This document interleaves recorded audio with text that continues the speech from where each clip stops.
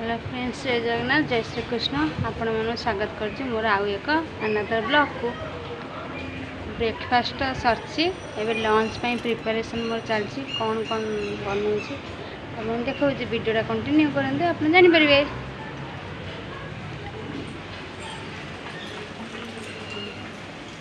भात बसची एबटे पनीर को मु भाजुची। पोटल कटा है थुआई,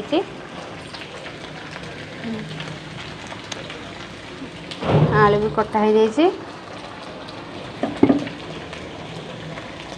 प्रिपरेशन अदा रसुण पियाज अल्प जीरा गोटे लंका टमाटर गोटे रेडी कर देछि।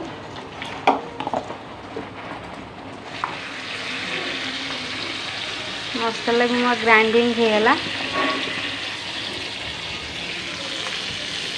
पनीर को काढ़ी पोटल फ्राए चलती।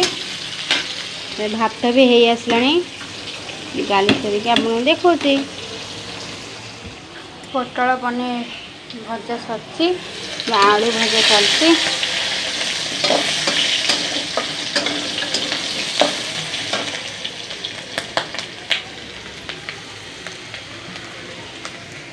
आलू पोटल पनीर फ्राए सरला। ए मसला प्रिपरेशन चलला।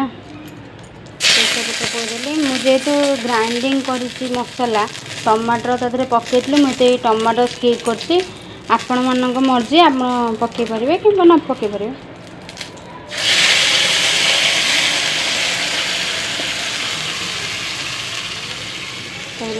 दालचीनी चूना टे पकईद।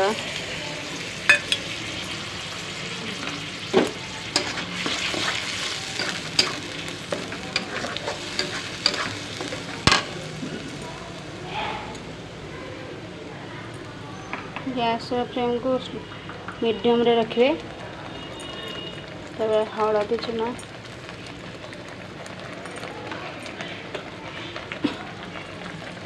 काश्मीरी मिर्ची,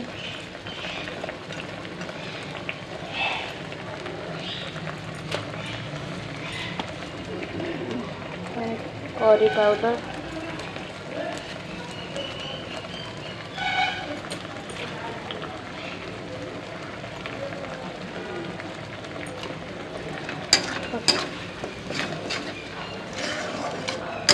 मिसई दवा मसला को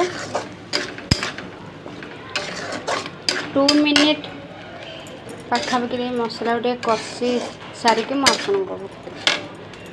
देखा।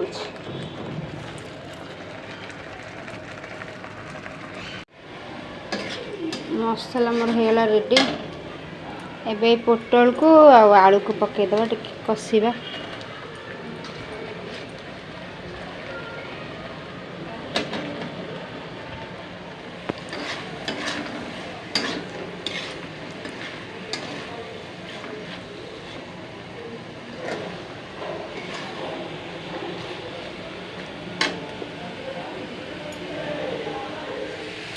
कषि सारे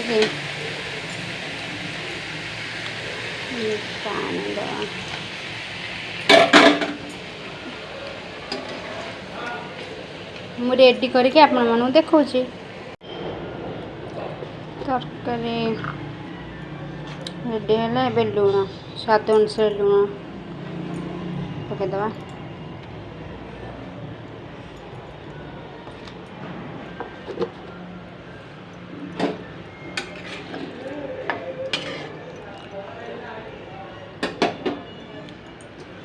रेडी 7 मिनट 10 मिनट तक टे फुटवा दबा। जेहेतु मुझे पोटल पनीर तरकारी करसी, ये तो फ्रेंड्स जो गरम होची पनीर पोटल कषा टोटाली मसला जिनस खाई ही होनी। हाँ, ये लंच टाइम तो रोषे करने को पेशेंस ही नहीं। से सरला भितर झाड़ देखो, पेशेंस ही पाऊनी लंच बनवाई। जहाँ जमती हो गोटे खाईदेवा कथा। फ्रेंड्स, मोर तरकारी है रेडी। आगे गरम मसला पाउडर पकईकी रेडी करदे।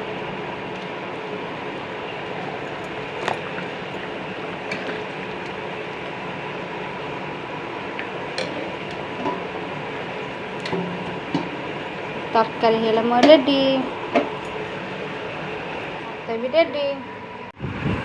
आम बसिलु खावाई। हजबैंड ऑफिस को लंच करके आसला आंब आनिक आसते भात को तरकारी आंब आ कौन बा दरकार ए खरा दिन खावाई। आम चलु खाइबको। हजबैंड खाई ऑफिस पलैले मुझे शोई पड़ी उठिकी इवनिंग रे वर्षा होता आ मोर वीडियो बनने को मन नहीं। डिनर अच्छी उपमा को तरकारी बन फ्रेंड्स आपण मानो जति वीडियो भल लगे लाइक शेयर सब्सक्राइब करे जमा भूलें। कमेंट बॉक्स निश्चिंत जनइबे वीडियो आपको केम लगुच। रही जय जगन्नाथ, जय श्री कृष्ण।